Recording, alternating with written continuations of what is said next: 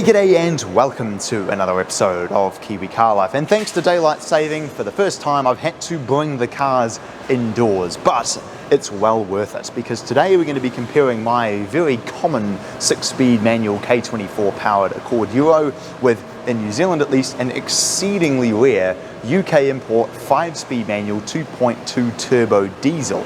Now in the UK there were no shortage of these things sold, but in New Zealand they were never sold here, and they weren't sold in Japan, which is the other place that we get the vast majority of our cars from. So this one was imported from the United Kingdom, which means that everything is all in miles in the Speedo rather than kilometers like mine, along with a few other differences that we're going to explore today. In terms of the difference in exterior styling, both of them have the same spoiler and both have nice wheels on them. Mine has Sparcos, this one has some, I believe, Modulo Honda wheels, or maybe these were just the wheels that the Accord Euros came with in the UK.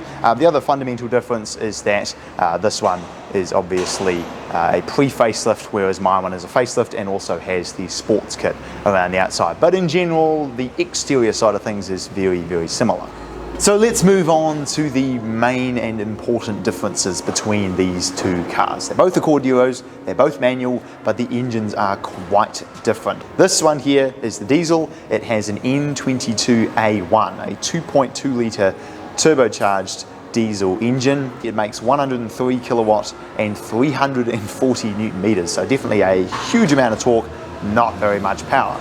You compare that to my Accord Euro. It has a K24A3, a 2.4 litre inline 4, but it runs on petrol rather than diesel. It doesn't have a turbo, but obviously with it being petrol, it revs nearly twice as high and makes 140 kilowatt and 223 newton meters. The other difference between these is that this car surprisingly actually has a 5-speed manual, whereas my car with the petrol engine has a 6-speed manual. In terms of the interior, both of these cars are very, very similar. The major differences is that this one, with it being a UK import and a diesel, has a completely different gauge cluster. The Speedo is obviously in miles per hour rather than kilometers per hour, and the tachometer only goes to 6,000 RPM as opposed to mine, which goes to 8,000 RPM. The other major differences is that this one is a pre-facelift luxury model, whereas my one is a facelift not luxury model, which means that this one doesn't have quite as nice of a steering wheel and doesn't have the nice blue and white gauges and doesn't have the white backlit stereo system. It has the older orange backlit one, but because this is a Lux, it has the nicer trim down here. It has the leather seats, electric seats, heated seats. It has a sunroof, along with a few other niceties like auto wipers and adjustable headlights, which my car doesn't have, and various other features. But in general, the interiors of these two cars are pretty similar. Alrighty, so now I suppose it's time for the inaugural and classic Kiwi Car Life rolling race. And of course my car will probably destroy this thing otherwise, so he's in third, I'm in the diesel in second. Let's go. 3, 2, 1, go.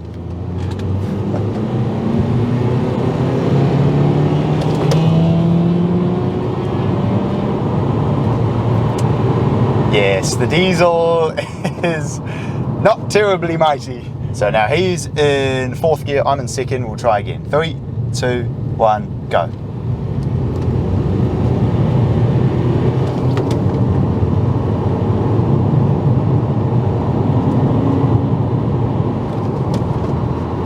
Yes, the diesel torque is mighty.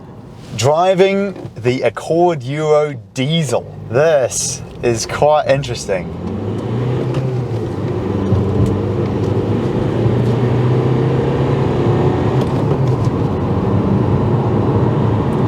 It is such a funny power band. It actually pulls better from lower RPM than it does from higher RPM, which to me is just so unusual. Now, with it being a 5-speed, which is I found really strange, the gears are quite long, and it's not exactly a sports machine, but you can rev match downshifts. You just have to hold your foot on the throttle for quite some time. Put it in first, feel the power of the diesel.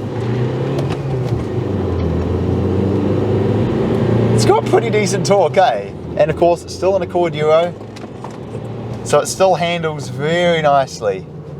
Great steering feel. Oh, the torque is actually really good, eh? It's quite surreal.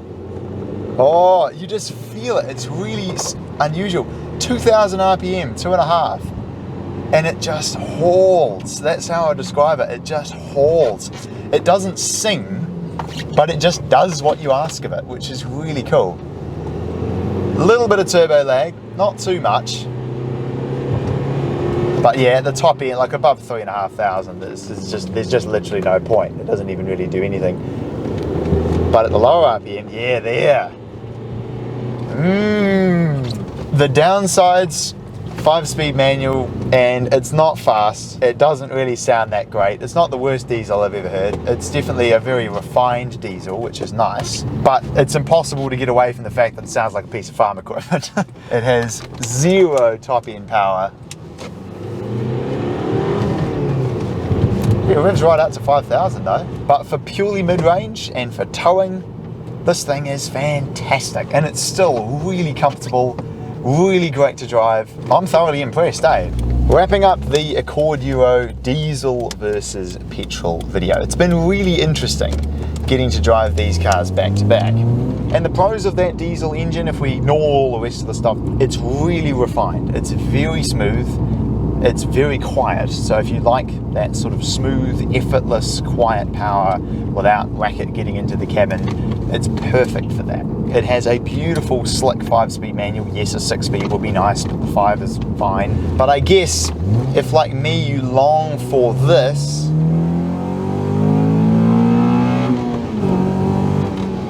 that more sort of typical Honda racket, then the diesel's probably not going to cut it. It's very smooth, it's very quiet, and if you want to tow something, it'll be great. And if you do want to modify it, so I've heard from the UK guys, apparently they're actually really good, and you can make a decent amount of, especially torque, not so much power from them, but you can make a whole lot of torque from them, and they're actually really, really good engines. So if you want that smooth, refined engine with loads of torque for towing, and the ability to get heaps more torque out of it very easily from just a simple ECU tune, it'll be a fantastic car. But if, like me, you prefer that more Honda-y drive with VTEC and a much more instantaneous response from the engine rather than turbo lag and slow throttle response, then the K24 will definitely be the engine for you. But either way, I've got to hand it to Honda for a first attempt at a diesel engine. It's really good, eh? So there we go. Thanks for watching that episode of Kiwi Car Life. I hope you enjoyed that look, seeing how the very rare diesel engine compares with the much more common K24. And if you want to see me comparing the K24 with the K20A, then click over here. And if you want to see me comparing the K24 with the J30A, then click over here. And I will look forward to seeing you again next time.